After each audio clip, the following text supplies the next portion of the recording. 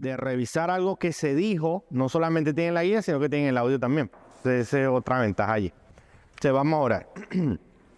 Señor, te damos gracias, Padre, por este día, por tu palabra, por tu misericordia y tu bondad. Queremos honrarte por medio del estudio de tu palabra. Queremos exaltar tu nombre, Señor, porque tú eres digno de toda gloria y de toda honra. En este momento ponemos nuestros afectos, nuestra concentración, nuestra mente en tu voluntad, Señor, de estudiar tu palabra, de aprender, de compartir y de sobre todas las cosas, Señor, de que tú nos dirijas y nos instruyas por medio de tu palabra y de las Escrituras. Gracias nuevamente por la oportunidad que nos brindas de estar acá junto al pastor Raymond, con los hermanos, los jóvenes de esta congregación. Te damos las gracias por esta iglesia. Te pedimos en el nombre de Jesús que tú la guardes, que tú la protejas, que tú la bendigas, Señor, y que tú puedas preparar y formar jóvenes, Señor, capacitados y con discernimiento para abordar las necesidades que hay allá afuera, como es la predicación del Evangelio y también, Señor, el enfrentamiento contra las falsas doctrinas, Señor. Te damos la gloria y la honra en el nombre de Jesús. Yo te doy las gracias por la vida de cada uno de mis hermanos que pueden estar acompañándonos acá con nosotros, Señor. Te pido que tú les ilumines el entendimiento y les ayudes a ver tu palabra, Señor, a aprenderla, a ponerla por práctica y por obra en sus vidas. Te damos la gloria en el nombre poderoso de tu Hijo Jesucristo. Amén y amén. Ok. Por favor, vayan conmigo a Efesios capítulo 5. Efesios capítulo 6, versículo 10. Efesios 6, versículo 10. Ok, yo voy a hacer una introducción para que me entiendan un poquito acá la idea.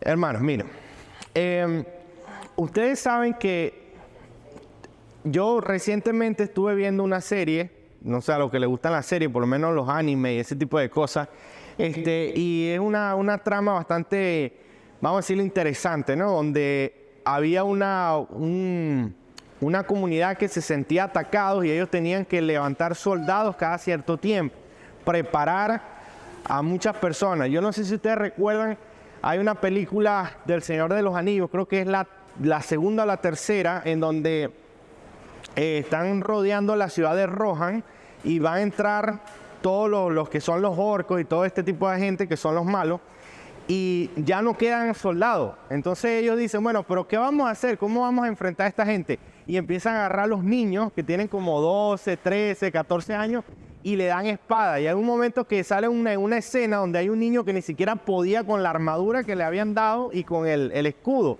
Y él todavía le explica, el protagonista le explica, mira, tienes que mover la espada así. Y el niño, o sea, chiquitico con el montón de cosas. Entonces, ¿qué es lo que le quiero decir con esto?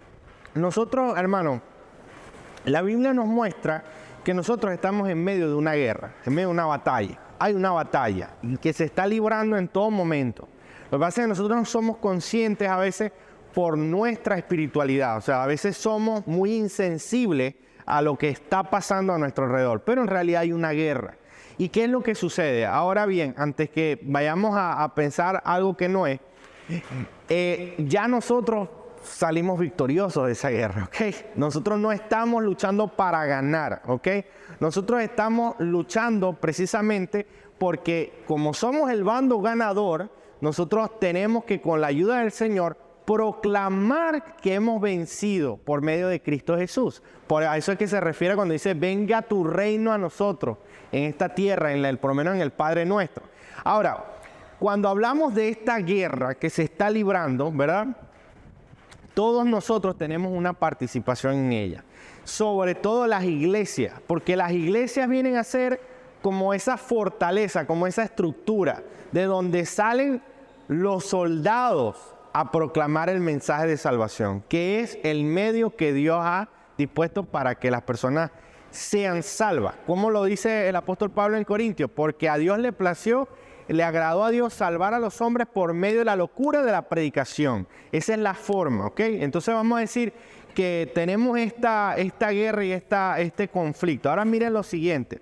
En el capítulo 6 de Efesios dice, versículo 10, por lo demás, hermanos míos, fortaleceos en el Señor y en el poder de su fuerza, vestidos de toda la armadura de Dios, para que podáis estar firmes contra las acechanzas del diablo, porque no tenemos lucha contra sangre y carne, sino contra principados, contra potestades, contra los gobernadores de las tinieblas de este siglo, contra huestes espirituales de maldad en las regiones celestes. Por tanto, tomad toda la armadura de Dios para que podáis resistir en el día malo. Y habiendo acabado todo, estar firmes. Estad pues firmes, ceñidos vuestros lomos y vestidos con la coraza de justicia y calzados los pies con el apresto del evangelio de la paz. Ok, no voy a darlo hasta ahí. Ahora, ¿cuál es el punto acá? ¿Cuál es el punto acá? El punto es el siguiente. ¿Tú te imaginarías lo delicado que es, como se mostraba en esa película que yo les digo, que a un niño le den una espada, un niño de 12, 13 años le den una espada y un escudo? Ahora, ok, quizás una espada, claro, en aquel tiempo es un arma, o sea, una espada era un arma. Ahorita no vas a comparar eso con un falo, con una escopeta o una Glock, no sé. Tú no lo vas a comparar, pero imagínate que viniéramos a este tiempo y es como darle a un niño un arma cargada, ¿sí me explico? Y decirle, mira, ¿sabes qué? No tenemos, o sea, nos están rodeando, necesitamos defendernos y necesitamos que tú participes. Y le das una Glock, le das una ametralladora, un rifle a un niño de 12 años. Ahora, ¿cuál es el punto con esto? Un arma de guerra sirve, o sea, es algo porque destruye. Sí, es verdad, es malo en ese sentido. Pero con un arma de guerra también uno defiende. ¿Sí me explico? ¿Sí me voy a entender? O sea, es necesario en un sentido. ¿En qué sentido? En el sentido de que hay maldad en el mundo. Todavía no estamos en los cielos nuevos y la tierra nueva. ¿Ok? Entonces, ¿cómo tú vas a defenderte si no tienes algo con qué defenderte? ¿Sí me voy a entender? Ese es el punto. Pero darle un arma a un niño es una cosa delicada, es peligrosa. ¿Sí me explico? Ahora, te lo voy a poner de esta manera. Cuando estamos en el contexto de la iglesia, nosotros estamos en un tiempo que es peligroso. La Biblia habla de que en los tiempos, a medida que fuera pasando, que Cristo se acercara a su venida, las cosas se iban a poner feas, se iban a poner cada vez peor. De hecho, el apóstol Pablo habla de que en los postreros días estarán hombres amadores de sí mismos, sin afecto natural, que rechazarán todo tipo de autoridad divina. En el sentido de que, bueno, ustedes acaban de ver lo que pasó recientemente con la niña que mataron en Los Taquis, que la sacaron, la violaron, la mataron. O sea, y estaba toda la familia ahí y no sé, como que si nadie hizo nada, la sacaron y la mataron. Entonces, la pregunta es, ¿qué es lo que está pasando en el mundo? Las cosas se están poniendo cada vez más difíciles, más feas, más duras, y la realidad es que las fuerzas del mal agarran terreno allá afuera. ¿Sí me explico? Están agarrando cada vez más terreno. ¿Y qué está haciendo la iglesia? La pregunta es, ¿qué estamos haciendo nosotros, la iglesia de Cristo? Nosotros no nos podemos atrincherar en cuatro paredes, aunque gloria a Dios por el local, por el templo, pero nosotros no podemos atrincherarnos acá. Nosotros necesitamos salir para predicar, porque nosotros somos la luz y la sal. Si nosotros nos atrincheramos, entonces, ¿qué va a pasar allá afuera?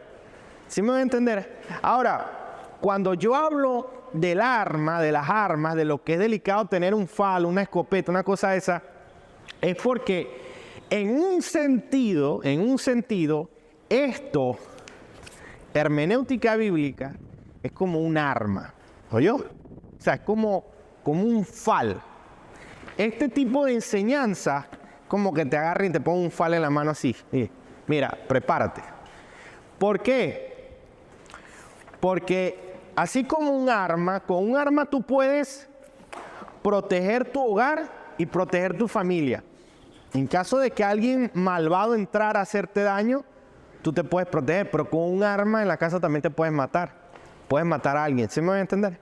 Entonces, este tipo de enseñanza son delicadas, son complejas, son difíciles, porque tienen la particularidad de que si nosotros no la aplicamos bien con, vamos a decirlo, santidad, con esfuerzo, dedicación, con cuidado, nosotros podemos terminar inventando una nueva doctrina, una falsa doctrina, cualquier cosa por ahí y volvernos como cualquiera de esas sectas que hay por allá afuera. ¿Ustedes han visto que hay muchas sectas ahorita, de todo tipo? Bueno, en una forma, mucha de esa gente estudiaron estas cosas. ¿Me van a entender?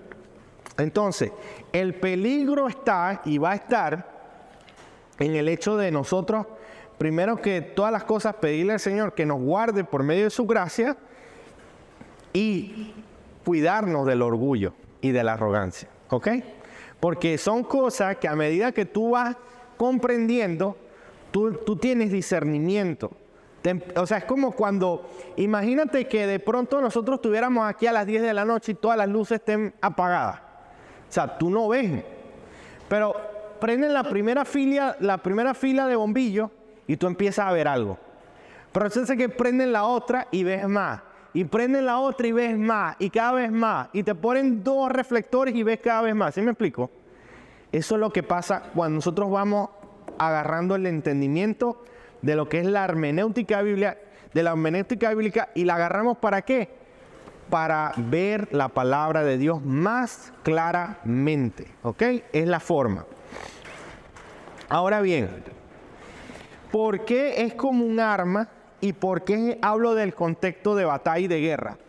Porque, hermano, este tipo de enseñanza, y yo le doy la gloria al Señor, por esta iglesia, porque en otras oportunidades hemos dado este taller, también hemos dado un taller así, pero le doy gloria a Dios también por la vida de Raymond, porque los está ustedes exponiendo a esto, porque esto es algo que eso, mira, gente que hasta tienen 30 años en la iglesia y no saben qué es esto, no tienen ni idea. Adicionalmente, hay un montón de iglesias allá afuera que tienen 300, 400, 500 miembros y tú les haces una pregunta tan básica de algo y te van a decir, y eso es una medicina hermenéutica, eso es una medicina, te van a preguntar. Pues no tienen ni la más mínima idea.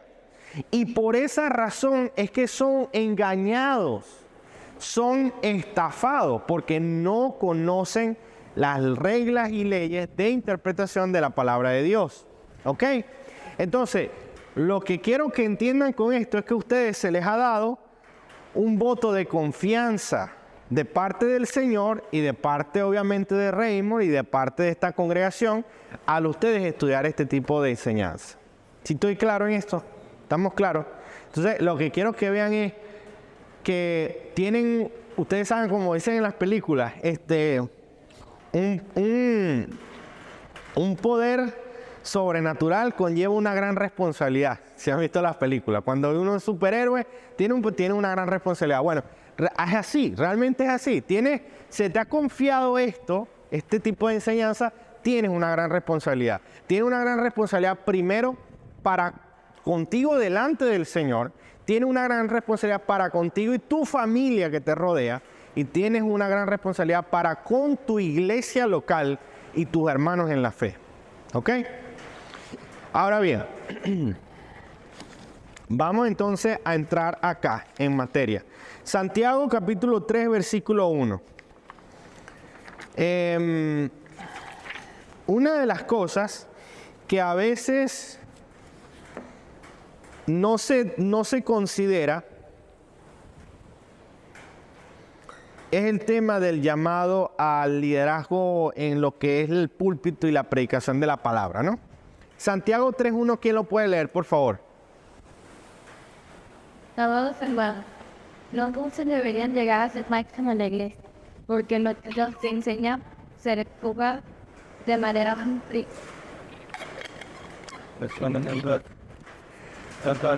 ¿Ah?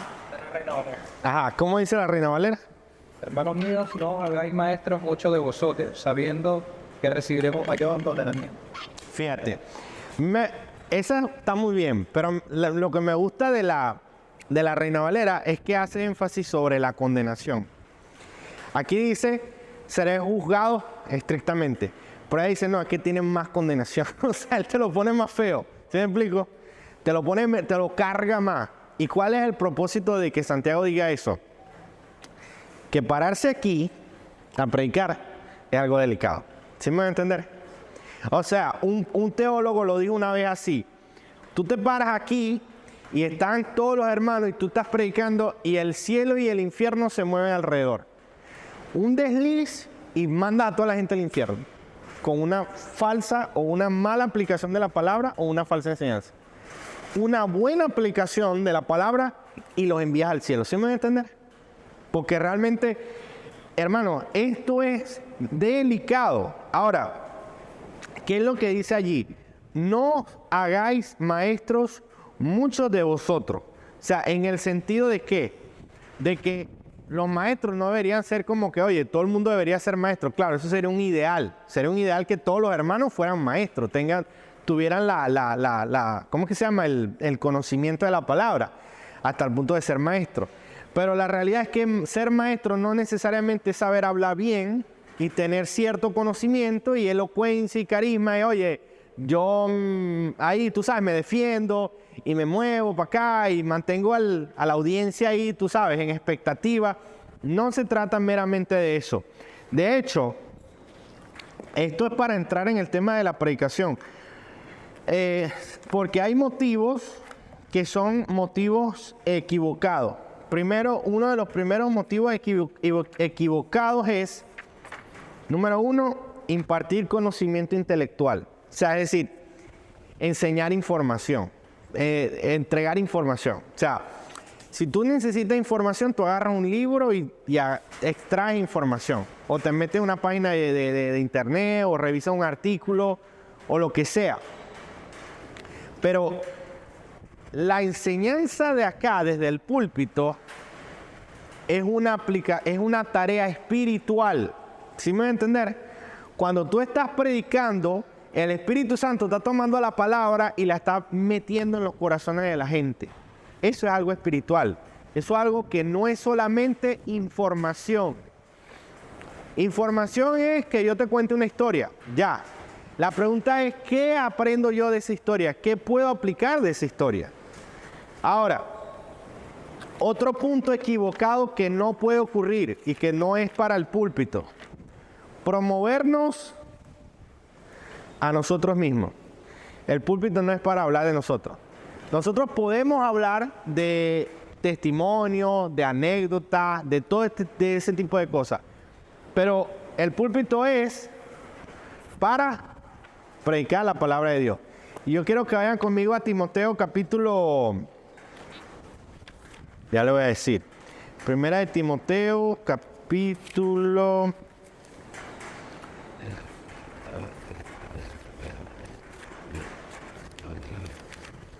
está haciendo bastante brisa.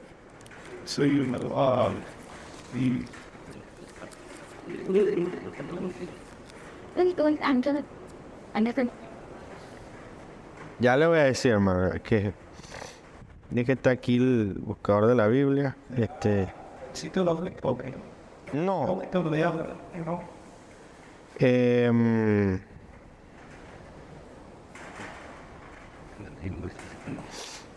Ajá. Primera de Timoteo 5:21, por favor. ¿Quién lo puede leer? No, ya va.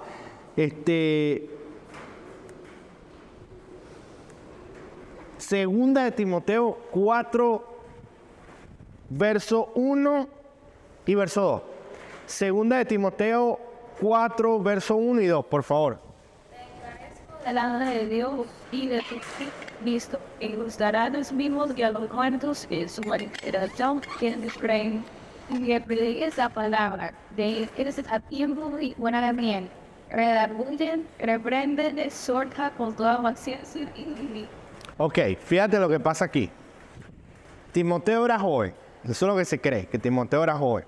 Pablo le escribe a Timoteo y le dice, mira, él no le dice así como nada más, hey, Timoteo, ¿sabes qué? Predica la palabra, Timoteo. Ya sabes, o sea, predica la palabra, Timoteo. Él no le dice eso. Él le dice, Timoteo, te encarezco delante de Dios y del Señor Jesucristo, que juzgará a los vivos y a los muertos en su manifestación y en su reino. Fíjate la entrada que le está haciendo. Y después que le dice que predique la palabra, así. Y le dice la palabra, no le dice otra cosa. Ahora, ¿qué debemos entender en nosotros en esto? Que la palabra es central, la palabra es esencial. No quiere decir que nosotros no podamos usar ilustraciones, no quiere decir que no hablemos de testimonio, no quiere decir que se pueda, todo ese tipo de cosas, no. Pero lo esencial tiene que ser siempre la palabra de Dios, ¿ok? Ahora bien, otra cosa, ¿para qué es el púlpito de la iglesia? Que no es para promovernos a nosotros mismos, no es para impartir conocimiento, no es para tampoco manipular a la gente, tampoco es para manipular a la gente. Es más, yo no sé, pero yo lo llegué a vivir en alguna congregación, no en la Iglesia de la Gracia, pero que a veces pasaba esto, ¿no?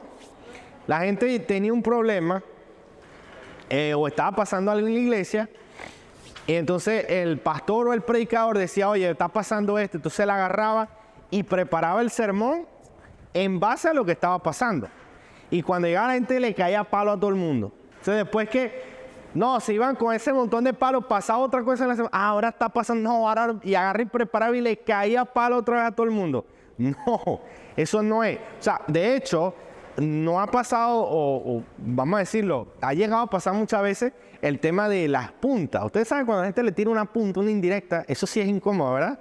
Que haga un comentario como que haciendo una referencia, pero no es como que no es contigo, pero tú sabes que es para ti. ¿Sí me va a entender? Bueno, el púlpito no es para eso. El púlpito no es para eso. ¿Qué dice la palabra? Habla verdad contra quién, habla verdad cada quien con su prójimo. Efesios. ¿Qué dice la palabra Mateo, el principio de Mateo 18? Si tu hermano peca contra ti, ve a él, habla con él, y si te escucha, ha ganado a tu hermano. Si no te oyere, busca 2 testigos. ¿Sí? ¿Me voy a entender? Sí, está claro. Entonces, si tú no vas a... O sea, si tú tienes una situación con un hermano, tú vas a ir a hablar con él directamente, un hermano contigo. El púlpito no se puede usar para eso, ¿ok? No se puede usar para tirar indirectas a nadie. Ahora, los cuales deben ser los motivos correctos. Los motivos correctos es sencillo. Exponer la Biblia en toda su dimensión. Exponer la palabra. Atraer a la gente, no hacia nosotros, atraerlos hacia Cristo. ¿Ok? Pablo decía, sé imitadores de mí, pero ¿por qué? Porque yo imito a Cristo. Ese era el punto. O sea, nosotros debemos imitar a Cristo y si la gente los vamos a traer, ok, vengan, pero ¿para qué? Para que vayamos a Cristo. Amén. Ese es el punto. Ahora, el punto final de la predicación del Evangelio es promover la gloria de Dios, porque todo es por Él y para Él, a Él sean todas las cosas. Eso es lo que dice en la palabra. O sea, el púlpito es para glorificar a Dios. ¿De qué manera nosotros glorificamos a Dios? Bueno, tomando en consideración esas cosas que hemos dicho. ¿Ok? Vamos ahora...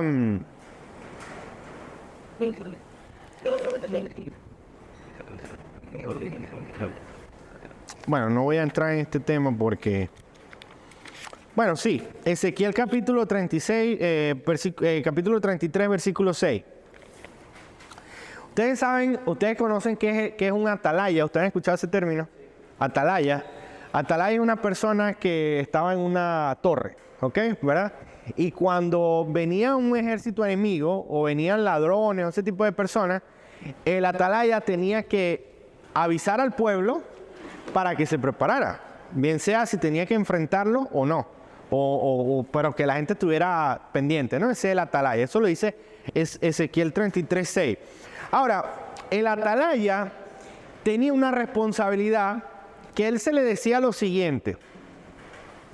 Si viene el mal, vamos a leerlo. Mira, Ezequiel 33, versículo 6. ¿Lo tienen todos allí? Ok, mira lo que dice. 33, 6. Pero si el atalaya viere venir la espada, y no tocare la trompeta, y el pueblo no se apercibiere, y viniendo la espada, hiriere de él a alguno, este fue tomado por causa de su pecado, pero demandaré su sangre de mano del atalaya. A ti pues, hijo de hombre, te he puesto por atalaya a la casa de Israel, y oirás las palabras de mi boca y los amonestarás de mi parte. Cuando yo dijera al impío, impío, de cierto morirás, y si tú no hablares, para que se guarde el impío de su camino, el impío morirá por su pecado, pero su sangre yo la demandaré de tu mano. Y si tú avisares al impío de su camino para que se aparte de él, y él no se apartare de su camino, él morirá por su pecado, pero tú libraste tu vida. Parafraseando, tú tienes la palabra, Dios te ha dado el entendimiento, Dios te ha dado la revelación. ¿Sabes? Las personas que están a tu alrededor, que están en pecado, que están mal. Si se mueren, tú sabes que se van al infierno. Tú hablas con ellos, les predicas el evangelio, ellos lo rechazan. Dicen, no, yo no quiero nada de eso. En el día del juicio, la sangre de ellos caerá sobre su propia cabeza, porque tú le avisaste. ¿Sí me van a entender? Si tú no les dices, si tú no hablas, ¿qué es lo que dice el texto? Yo demandaré la sangre de tu mano. Yo la demandaré de usted. Imagínate, un predicador lo dijo de esta manera. Imagínate estar en el infierno y que la gente en el infierno le digan a otro, por tu culpa, porque tú no me predicaste. Imagínate. Tú debiste predicarme y tú nunca me dijiste nada. Se tener un tormento eterno con una persona así. Ahora, la atalaya no es solamente en el tema de la predicación del evangelio, sino también en cuanto a la doctrina, a lo que es sano. ¿Qué es lo que dice lo que leíamos en Timoteo? Por ejemplo, en 2 Timoteo 4, dice que instes a tiempo, fuera de tiempo, redarguye, reprende, exhorta con toda paciencia y doctrina, porque vendrá tiempo cuando no sufrirán la sana doctrina. Y Pablo cita a Himeneo y Alejandro en 1 Timoteo 1:20, en 2 Timoteo también, ¿cuál es la posición del creyente con respecto a la falsa doctrina? Denunciarla. No somos solamente cómplices de lo que decimos, sino también de lo que callamos. Cuando no decimos las cosas que se están haciendo, que se están llevando mal. En muchos sitios donde se dicen ser cristianos, ¿sí me explico? Que Dios por su gracia nos ha dado el discernimiento para nosotros podernos sentar con personas que creen que son cristianos y ni siquiera saben qué es el evangelio, porque nunca se lo han predicado o nunca lo han escuchado. Entonces, el llamado a la predicación implica que uno sea también un atalaya y que uno no se quede callado, sino que pueda hablar y decir, ¿ok? Ahora, el tema de cómo se puede tergiversar la palabra es una cosa que a veces puede ser de forma tan rápida que ni siquiera nos damos cuenta. Vamos a ver un caso de la Biblia en donde pasa que se empieza a dar se empieza a decir, enseñar algo por causa de una cosa que no se entiende, que se dice que no se entiende. Vamos a Juan capítulo 21, versículo 20. Vamos a Juan 21, 20, un momentico.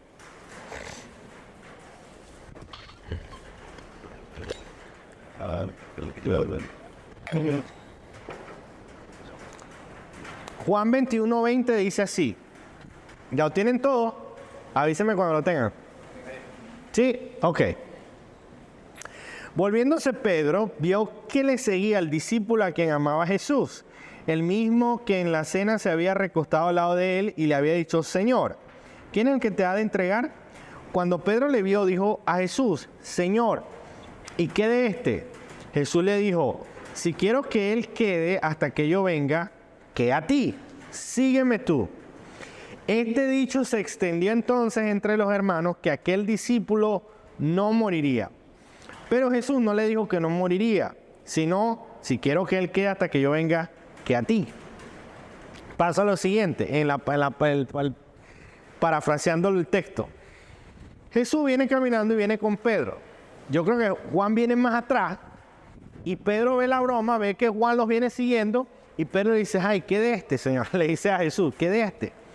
Entonces Jesús le dice a Pedro, ¿qué si yo quiero que Él quede? O sea, ¿qué si yo quiero que Él quede? Le dice eso. Eso fue lo que le dijo. Juan dice allí que se empezó a decir, se corrió el rumor de que Él no iba a morir, de que el mismo Juan no iba a haber muerte. Pero el mismo Juan corrige y él dice, no fue que le dijo que no moriría, sino que si yo quiero que Él quede, que si yo quiero que Él quede. ¿Sí me voy a entender? O sea, imagínate cómo de una forma tan simple, tan sencilla, se estructura toda una doctrina o una enseñanza, o ese dicho que no iba a haber muerte, por ejemplo. ¿Ok? Ahora, vámonos por favor a Apocalipsis, capítulo 2, versículo 6. ¿Ok? Apocalipsis, capítulo 2, versículo 6, y alguien que busque Apocalipsis, capítulo 2, versículo 15.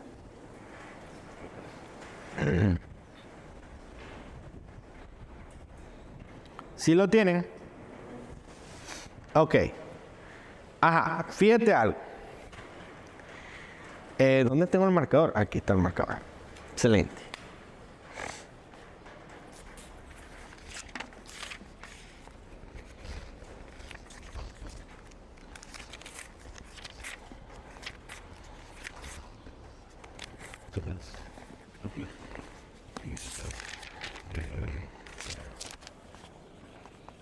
Éfeso.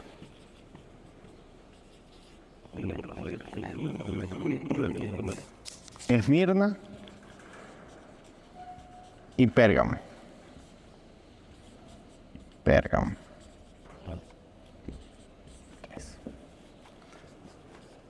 Voy a poner aquí un ejemplo.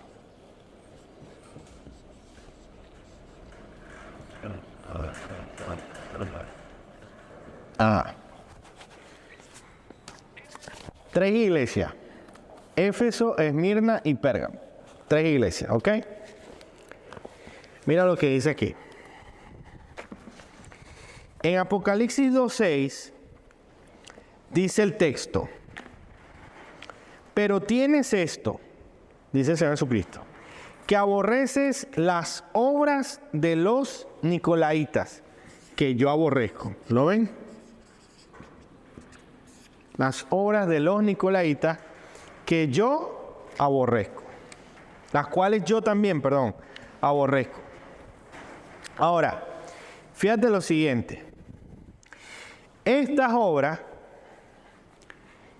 pasaron, yo me imagino, para Esmirna, de alguna manera, y luego llegaron a Pérgamo. Ahora vamos a leer Apocalipsis 2:15. ¿Lo tienen allí? Apocalipsis 2:15, ¿lo tienen? Mira lo que dice. Y también tienes a los que retienen ¿qué?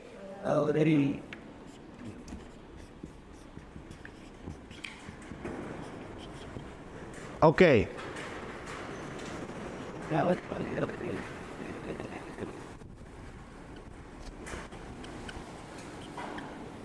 Fíjate lo que pasó. Lo que comenzó como obra, aquí terminó como doctrina.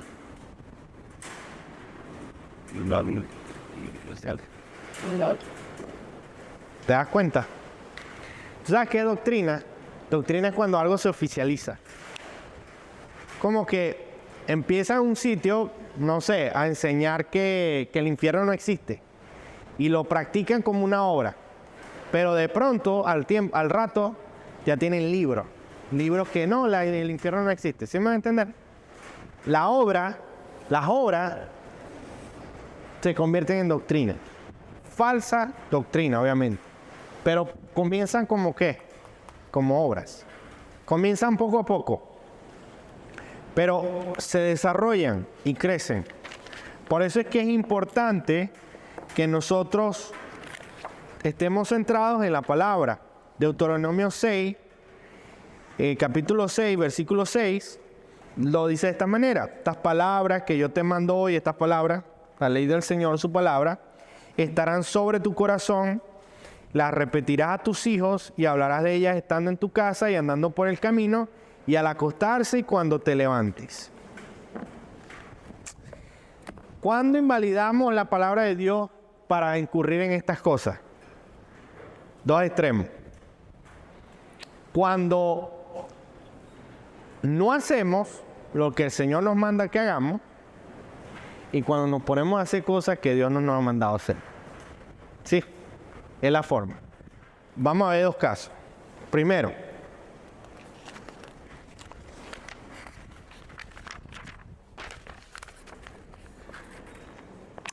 segunda de Samuel, capítulo 6, no es que vamos a entrar a estudiar el capítulo como tal, pero voy a parafrasear. Primero, no hacer lo que Dios nos manda. No hacer lo que Dios nos manda. Y hacer lo que Dios no nos mandó a hacer. Ok. Ajá.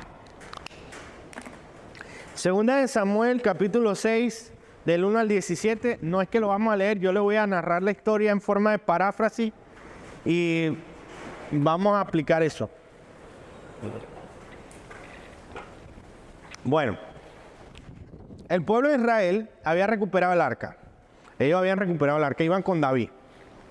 Entonces, iban todo el pueblo de Israel celebrando. Ellos estaban celebrando, gozosos. Tenemos el arca y todo ese tipo de cosas, ¿no? Y ellos cuando vienen, ellos dice la escritura que el arca lo llevaban unos bueyes. Y los bueyes iban por el camino, pero había muchas piedras, un pedregal. Hubo un momento que uno de los bueyes, de los que llevaba el arca, tropezó. Imagino que pisó una piedra mal o algo así, y el arca se vino al suelo. O sea, había una persona que estaba por ahí que se llama Usa. Y Usa fue, y para que no cayera el arca, le metió la mano al arca. ¿Y qué pasó cuando Usa le metió la mano al arca? Cayó muerto.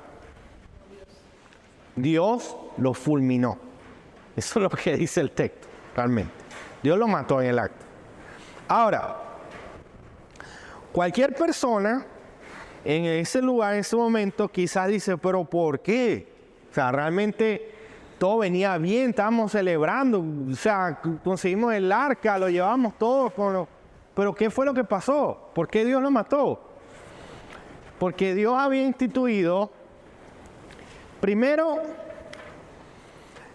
en su ley santa, Él había instituido que nadie podía tocar eso. ¿Cierto? Los sacerdotes, nada más. Pero ¿qué también instituyó Dios? ¿Quiénes debían llevar el arca? Los levitas. No los bueyes. Entonces, David obviamente se conduele, hace luto, todo ese tipo de cosas. Ajá. Pero, ¿qué le vas a decir al Señor? ¿Sí me explico? Si el Señor te mandó a llevar eso, como Él lo instituyó con los levitas y todo ese tipo de cosas, ¿por qué no hiciste eso? Ese es el primer punto. Cuando no hacemos lo que Dios establece que hagamos, por medio de su palabra. Ojo, todo esto tiene que ver con hermenéutica porque tiene que ver con las aplicaciones. O sea, pues no tiene sentido que nosotros estudiemos algo para no aplicarlo y no ponerlo en práctica. ¿Sí me voy a entender? La idea es que tengamos la responsabilidad de saber que si voy a aprender esto es para vivirlo y para practicarlo y para aplicarlo en mi vida. Si no, no tiene sentido. Si no, nada va a cambiar. ¿Ok? Entonces, si Dios establece y da instituciones y da mandamientos, se supone que es para obedecerlo. Sí, para ponerlos en práctica. Ahora, está el otro caso. Cuando nos ponemos a inventar y hacer lo que Dios no nos manda hacer. Eso lo tiene en Levítico 10. el caso de Nadab y Abiú, hijos de Aarón. Dice la palabra que ellos, en Levítico 10:1, dice, tomaron cada uno su incensario y pusieron en ellos fuego, sobre el cual pusieron incienso y ofrecieron delante de Jehová fuego extraño que él nunca les mandó. ¿Te das cuenta? O sea, no es solamente no hacer lo que Dios nos manda, es hacer lo que Dios no nos ha mandado. También está mal. Ese es el otro punto, puede ser el otro extremo. O sea, tenemos que tener cuidado en la forma en la cual nosotros abordamos. Ahora bien, hay una advertencia con el tema de la palabra. Creo que ustedes deberían estar familiarizados con esto, pero de todas formas, que es que la Biblia está completa. La Biblia está completa. Ella es la revelación de Dios para nosotros, la revelación especial. ¿Qué dice ella misma? No añadiréis palabras y no vas a sacar palabra de ella.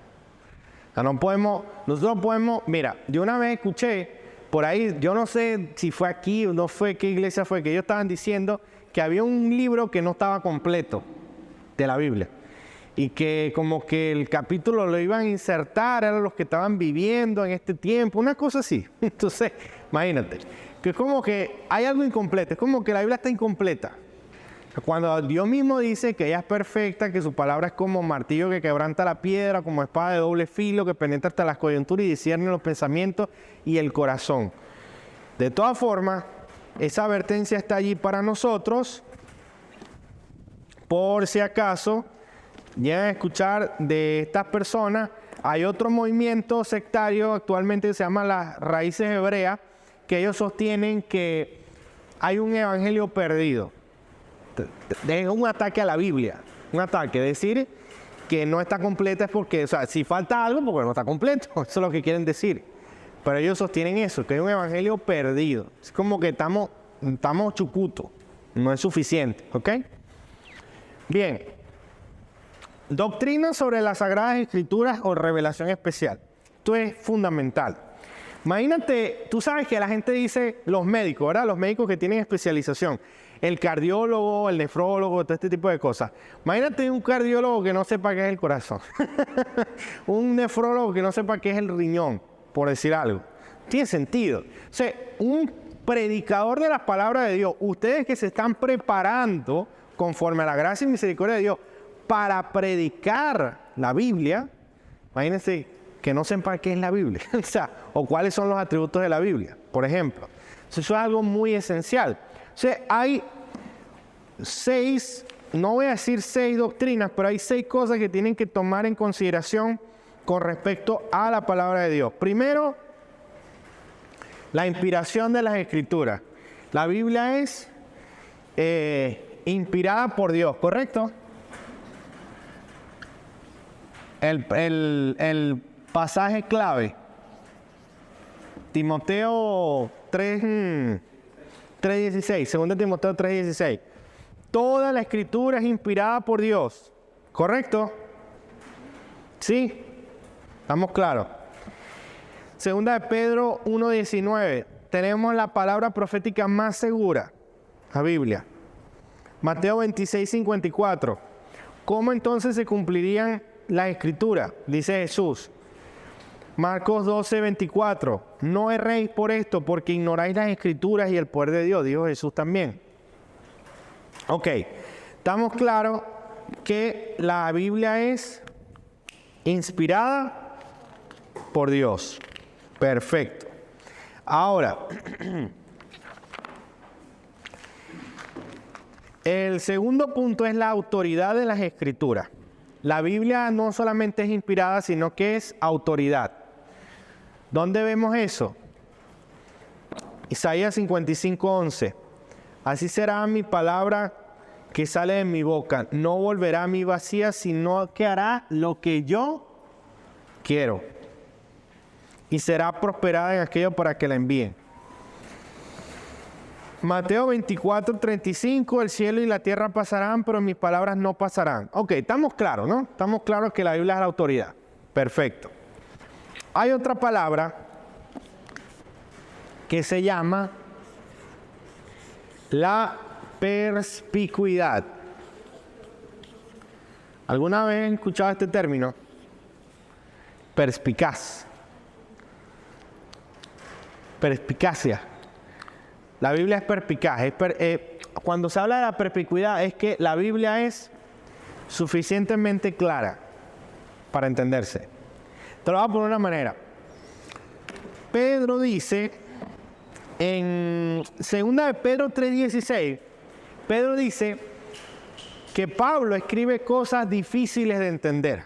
Ese es Pablo. Pero Pedro le ganó porque Pedro escribió lo de cuando Cristo descendió al infierno. Entonces, o sea, a mi criterio Pedro le ganó. Pero él dice que Pablo habla cosas difíciles de entender. La pregunta es, ¿todo en la Biblia es difícil de entender? ¿Ah? Depende, ¿no?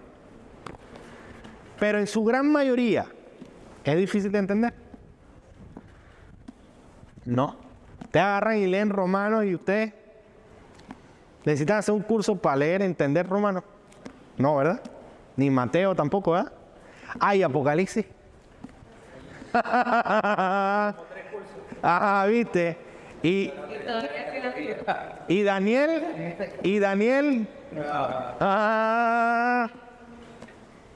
Ezequiel. Pero no todo es así. No todo es así. Cuando hablamos de que la Biblia es perspicaz, que hay perspicuidad, es que ella es suficientemente clara como para que una persona con un entendimiento base pueda leer y comprender el Evangelio y ser salvo por esto. Te voy a decir, hay gente que se han salvado nada más leyendo la Biblia. Nadie les predicó. La iglesia hay uno, la iglesia de la gracia, que él llegó al Evangelio leyendo la Biblia. A él nadie le predicó.